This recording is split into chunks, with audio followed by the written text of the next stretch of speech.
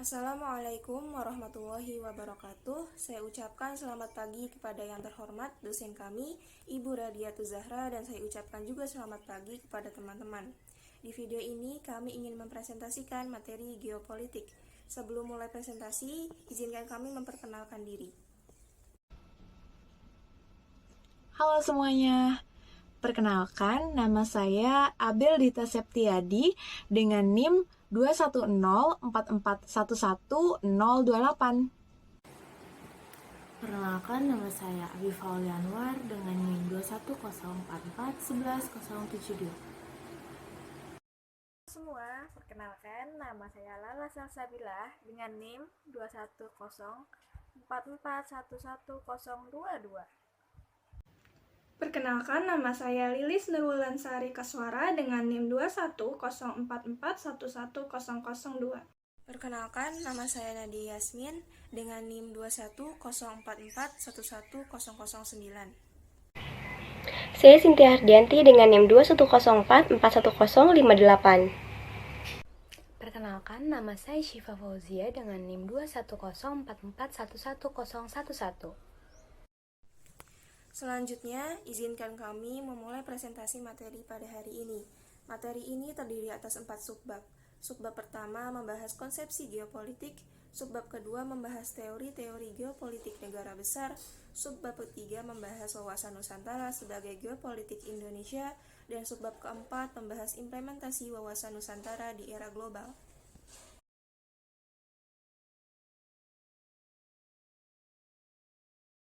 Suatu bangsa meyakini kebenaran yang datang dari Tuhan pencipta alam semesta.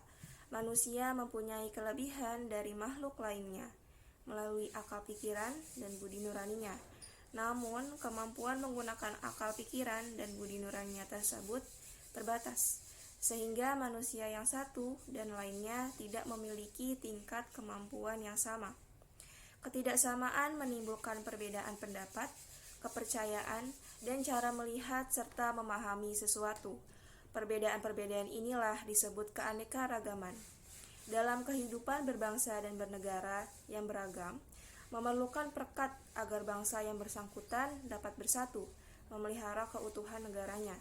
Banyak kasus yang terjadi akhir-akhir ini yang mengancam persatuan dan kesatuan negara kita. Kita masih ingat bagaimana perselisihan Indonesia dan Malaysia terkait dengan sengketa Pulau Ambalat. Sengketa ini membuat ketegangan diplomatik, militer, dan lainnya. Kasus Aceh dan Papua saat ini masih belum selesai secara tuntas, dan potensi perpecahan di NKRI masih terjadi. Mengapa demikian? Jawaban dari permasalahan ini adalah peningkatan pemahaman dan implementasi tentang negara dan kedaulatannya. Dalam menegakkan kedaulatan negara, kita harus mengerahkan semua potensi dari politik, ekonomi, pemberlakuan hukum adat, dan partisipasi warga negara sebagai upaya negara mempertahankan kedaulatannya. Akan membahas pengertian geopolitik. Kata geopolitik berasal dari kata geo dan politik. Geo berarti bumi dan politik berasal dari bahasa Yunani, politeia. Poli berarti kesatuan masyarakat yang berdiri sendiri, dan teia berarti urusan.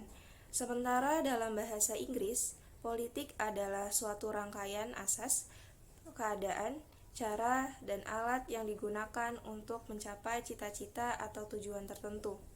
Dalam bahasa Indonesia, politik mempunyai makna kepentingan umum warga negara suatu bangsa.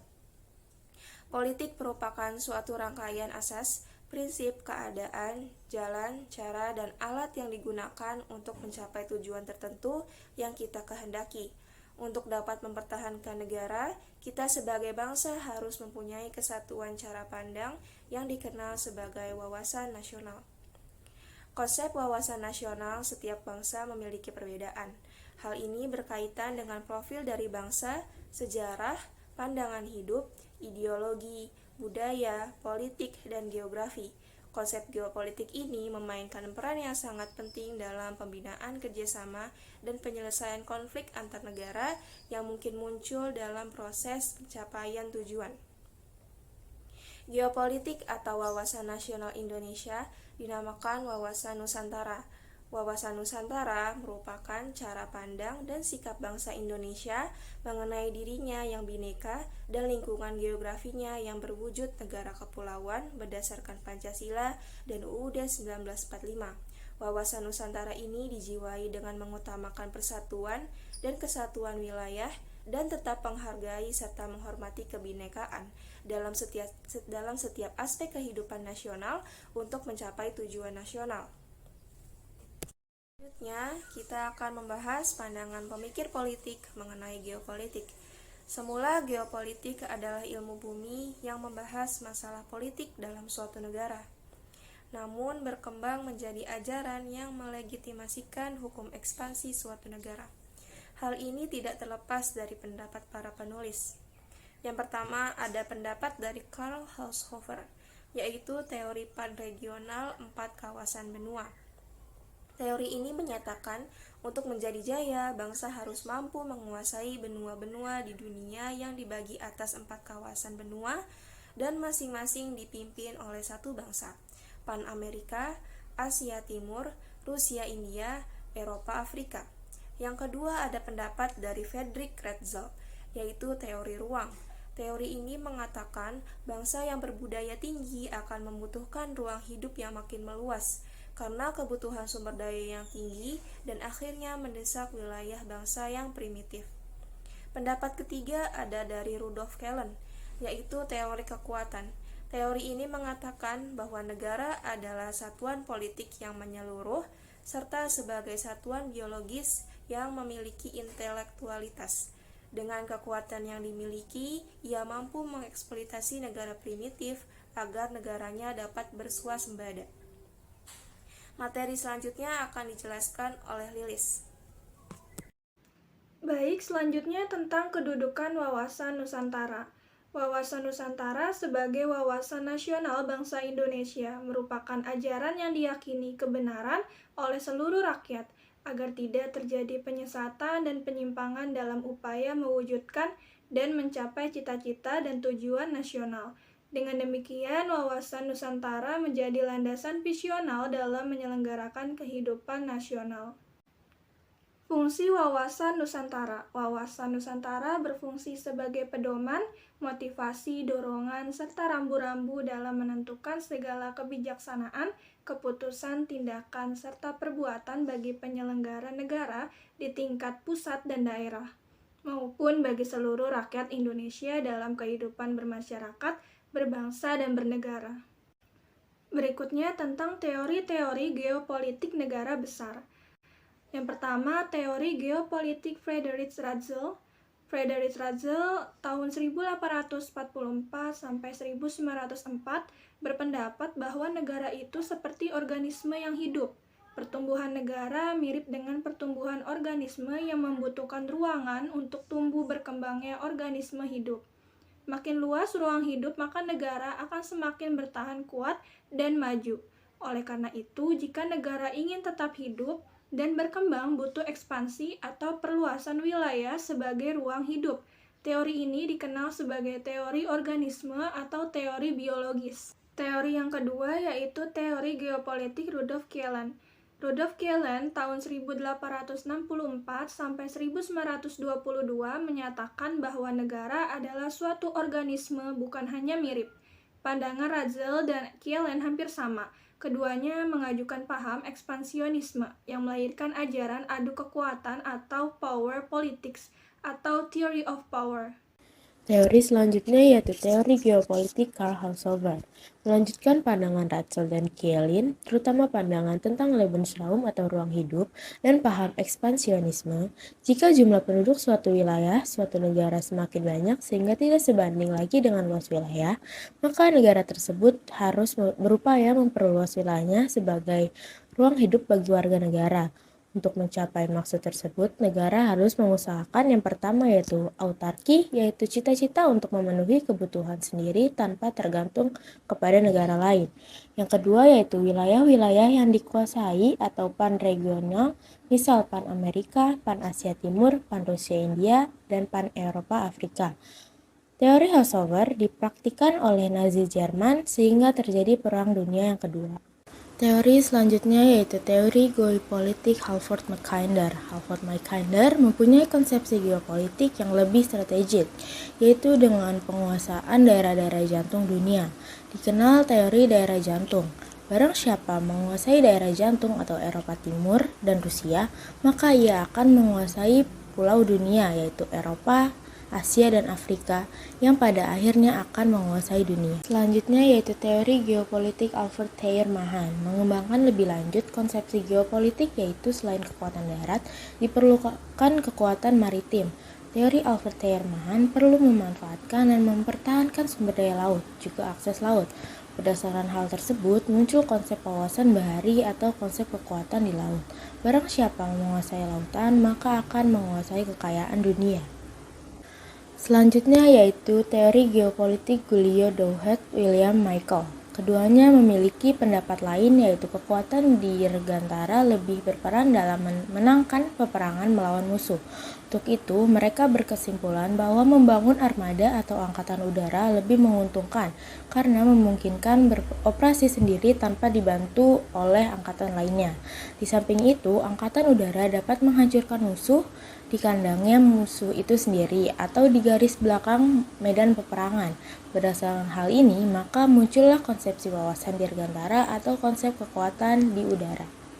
Lalu yang terakhir ada teori geopolitik Nicholas J. Spykman. Nicholas J. Spykman terkenal dengan teori daerah batas. Dalam teorinya, ia membagi dunia dalam 4 wilayah atau area, yaitu pivot area, yaitu mencakup wilayah daerah jantung. Yang kedua ada offshore continent land, mencakup wilayah panitia benua Eropa Asia. Yang ketiga ada Oceanian Belt, mencakup wilayah pulau di luar Eropa, Asia, Afrika Selatan. Dan yang keempat itu New World atau mencakup wilayah Amerika. Spykman memandang perlu kekuatan kombinasi dari angkatan-angkatan perang untuk menguasai wilayah-wilayah dimaksud. Pandangan ini menghasilkan teori garis batas atau rimland yang dinamakan wawasan kombinasi. Submateri selanjutnya yaitu tentang wawasan Nusantara atau geopolitik Indonesia. Yang pertama itu ada pengertian dari wawasan Nusantara. Geopolitik Indonesia dinamakan wawasan Nusantara. Wawasan Nusantara adalah cara pandang dan sikap bangsa Indonesia mengenai dirinya yang bineka dan lingkungan geografinya yang berwujud negara kepulauan berdasarkan Pancasila dan Undang-Undang Dasar 1945. Secara etimologis, istilah wawasan Nusantara berasal dari kata wawasan dan Nusantara. Kata wawasan berasal dari kata wawas yang dari bahasa Jawa yang berarti pandangan, tatapan, tinjauan, atau penglihatan indrawi. Selanjutnya muncul kata mawas yang berarti memandang, menatap, meninjau, atau melihat. Sehingga istilah wawasan dapat berarti cara pandang, cara melihat, cara menatap, dan cara meninjau. Adapun kata Nusantara berasal dari kata Nusa dan Antara. Nusa artinya pulau atau kesatuan kepulauan, Antara artinya menunjukkan letak antara dua unsur. Jadi Nusantara artinya kesatuan kepulauan yang terletak di antara dua benua, yaitu benua Asia dan Australia, dan dua samudra yaitu Samudra Hindia dan Samudra Pasifik. Secara terminologis, menurut kelompok kerja wawasan Nusantara untuk diusulkan menjadi ketetapan MPR yang dibuat oleh Lembaga Ketahanan Nasional tahun 1999, wawasan Nusantara adalah cara pandang dan sikap bangsa Indonesia mengenai diri dan lingkungannya yaitu serba beragam dan bernilai, strategis dengan mengutamakan persatuan dan kesatuan bangsa serta kesatuan wilayah dalam penyelenggaraan kehidupan bermasyarakat, berbangsa, dan bernegara untuk mencapai tujuan nasional. Ya, latar belakang wawasan Nusantara. Wawasan Nusantara bersumber dari kondisi nyata yang terdapat di Indonesia itu sendiri. Oleh karena itu, pembahasan latar belakang filosofi sebagai pemikiran dasar pengembangan wawasan Nusantara Indonesia ditinjau dari beberapa cakupan. Yang pertama, falsafah Pancasila. Yang kedua, aspek kewilayahan Nusantara. Yang ketiga, aspek sosial budaya. Lalu yang keempat, aspek historis. Tujuan wawasan Nusantara. Wawasan Nusantara bertujuan mewujudkan nasionalisme yang tinggi di segala aspek kehidupan rakyat Indonesia. Nasionalisme bukan berarti menghilangkan kepentingan-kepentingan individu, kelompok, golongan, suku, bangsa, atau daerah. Kepentingan-kepentingan tersebut tetap dihormati, diakui, dan dipenuhi selama tidak bertentangan dengan kepentingan masyarakat umum. Nasionalisme yang tinggi merupakan hasil dari pemahaman dan penghayatan wawasan Nusantara. Unsur dasar konsepsi wawasan Nusantara. Yang pertama itu ada wadah atau kantor. Indonesia memiliki organisasi kenegaraan yang merupakan wadah berbagai kegiatan dalam wujud infrastruktur politik. Sementara itu, wadah dalam kegiatan bermasyarakat adalah berbagai lembaga dalam wujud infrastruktur politik. Yang kedua, isi atau konten. Isi adalah aspirasi bangsa yang berkembang di masyarakat dan cita-cita serta tujuan nasional yang terdapat dalam pembukaan Undang-Undang Dasar 1945. Lalu yang ketiga, tata laku atau konduk. Tata laku adalah interaksi antara wadah dan isi. Tata laku terdiri dari tata laku batiniah dan tata laku lahiriah. Baik, selanjutnya saya akan menjelaskan tentang bentuk wawasan Nusantara. Nah, ada apa aja sih bentuk wawasan Nusantara itu? Jadi, bentuk wawasan Nusantara itu ada 4.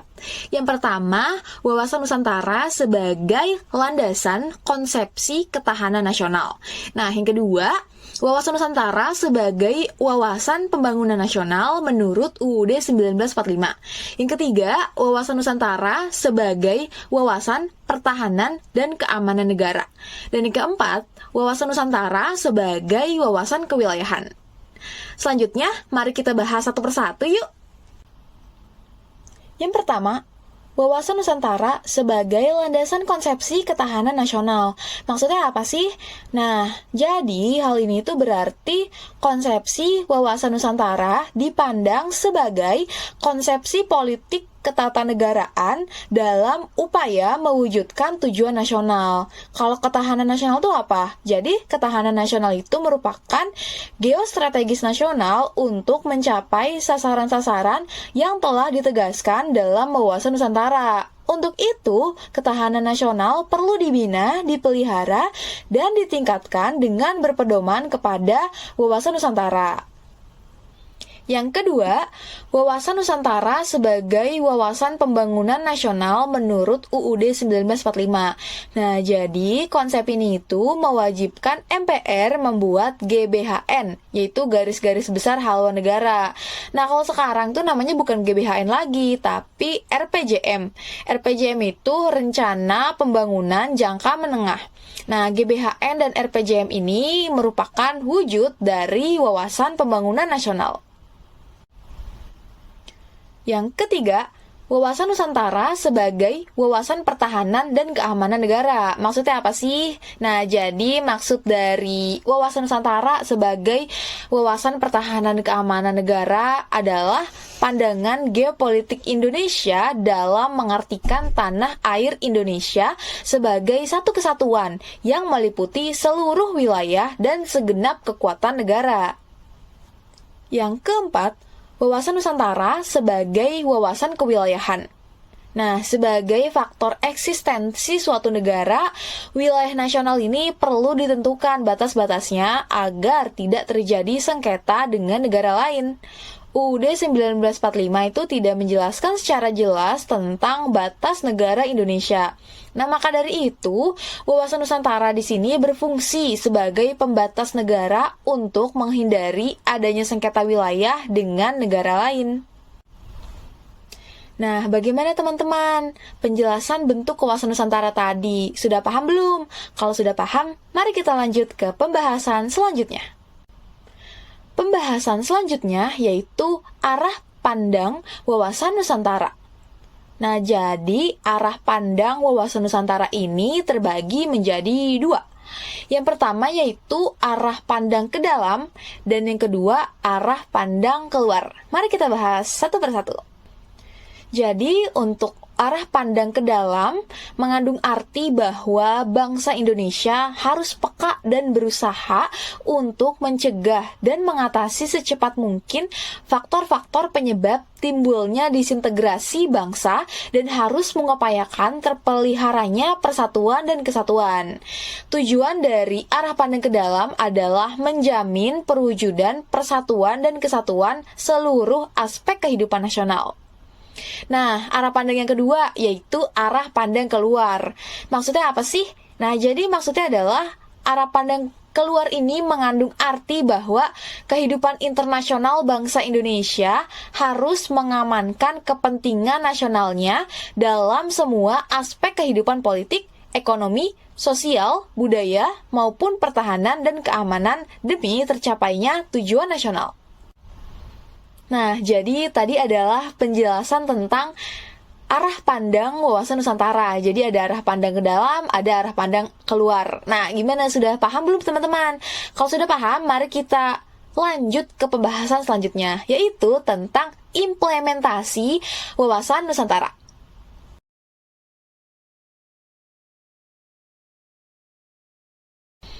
Jadi, dengan wawasan Nusantara yang diimplementasikan ke dalam seluruh aspek kehidupan berbangsa dan bernegara, menjadikan Indonesia tetap kokoh dan mampu bertahan dalam menghadapi segala dampak negatif di era global saat ini.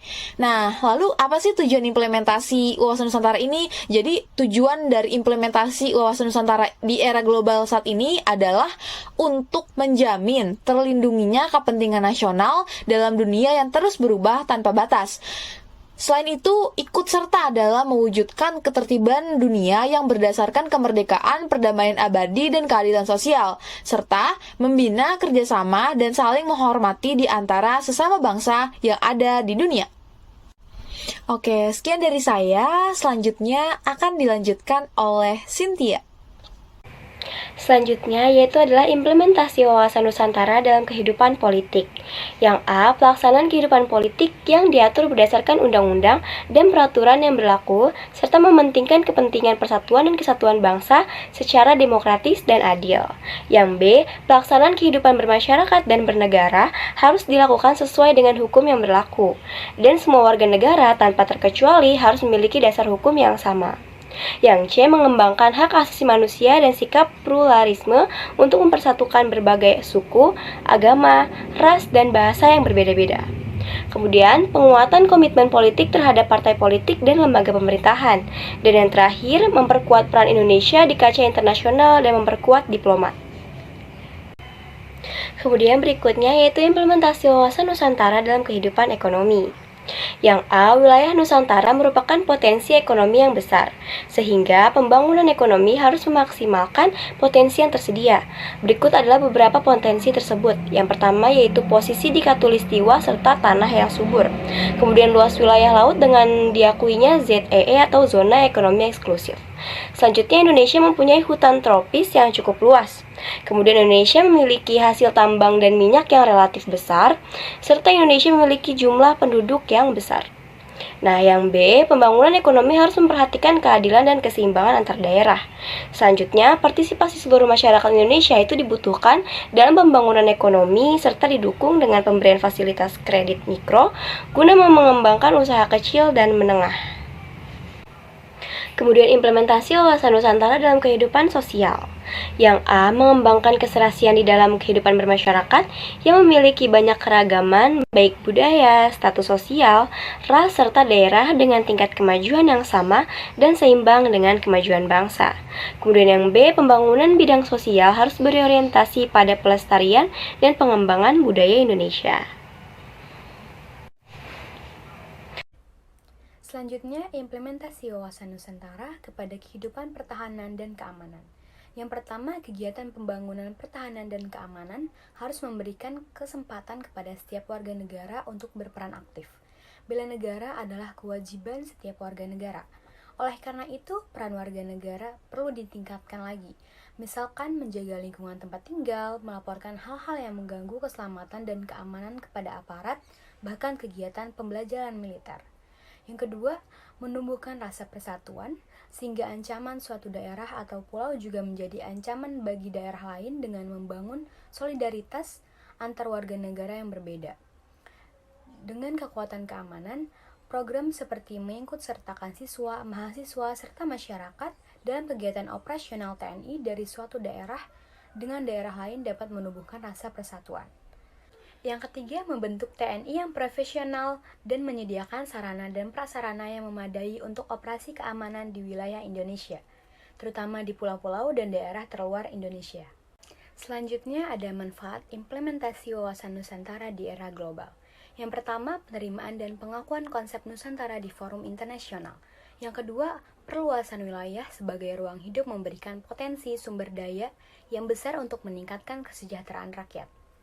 Yang ketiga, penerapan wawasan Nusantara menciptakan perspektif tentang kebutuhan wilayah Nusantara yang perlu dipertahankan oleh bangsa Indonesia. Dan yang keempat, wawasan Nusantara merupakan salah satu sarana integrasi nasional. Dan yang terakhir, pemasyarakatan atau sosialisasi wawasan Nusantara. Pemasyarakatan atau sosialisasi wawasan Nusantara dapat dilakukan dengan dua cara, yaitu sebagai berikut. Yang pertama, berdasarkan cara penyampaian. Dapat dilakukan secara langsung seperti ceramah, dialog, dan diskusi, dan tidak langsung yaitu seperti metode penyampaian lewat media cetak atau media elektronik. Yang kedua, berdasarkan metode penyampaian. Yang pertama ada keteladanan. Metode tersebut menyampaikan sikap keteladanan perilaku sehari-hari kepada masyarakat sekitar. Yang kedua ada edukasi atau pendidikan melalui pendidikan formal dan informal. Yang ketiga, komunikasi, yaitu menciptakan hubungan komunikasi yang baik, saling menghormati maupun menghargai sesama, sehingga tercipta kesatuan bahasa dan tujuan tentang wawasan Nusantara. Dan yang terakhir, integrasi, yaitu terjalinnya persatuan dan kesatuan bangsa. Dalam melaksanakan sosialisasi wawasan Nusantara harus disesuaikan dengan tingkat, jenis, dan lingkungan pendidikan, sehingga sosialisasi yang dapat disampaikan tersebut dapat dipahami. Dengan cara ini, masyarakat akan memiliki kesatuan cara pandang yang sama tentang wawasan Nusantara. Jadi, dapat disimpulkan bahwa geopolitik memiliki aspek kehidupan nasional dan penyimpangan dalam upaya mencapai dan mewujudkan cita-cita dan tujuan nasional yang menjadi landasan visional dalam menyelenggarakan kehidupan nasional. Dalam kehidupan dan lingkungan yang serba beraneka ragam, karakteristik dan bernilai strategis dengan mengutamakan persatuan dan kesatuan bangsa. Kemudian, dalam perspektif geopolitik dapat diartikan bahwa dalam kehidupan internasional, bangsa Indonesia harus mengamankan kepentingan nasionalnya dalam semua aspek kehidupan nasional, serta dapat diimplementasikan bahwa kehidupan berbangsa dan bernegara dapat menjadikan Indonesia mampu bertahan dalam menghadapi segala dampak negatif di era global saat ini. Terima kasih atas perhatiannya teman-teman semua. Semoga apa yang kami sampaikan dapat dipahami dan dapat menjadi bekal untuk kita semua di kemudian hari. Cukup sekian, kurang lebihnya mohon maaf. Wassalamualaikum warahmatullahi wabarakatuh. Halo teman-teman semua. Sebelum kita mengakhiri presentasi kita pada hari ini, ada baiknya saya melantunkan pantun dulu nih buat teman-teman. Tolong disimak ya teman-teman. Buah mangga beli di Medan, tidak lupa membeli minuman. Marilah kita jaga persatuan demi Indonesia yang terdepan.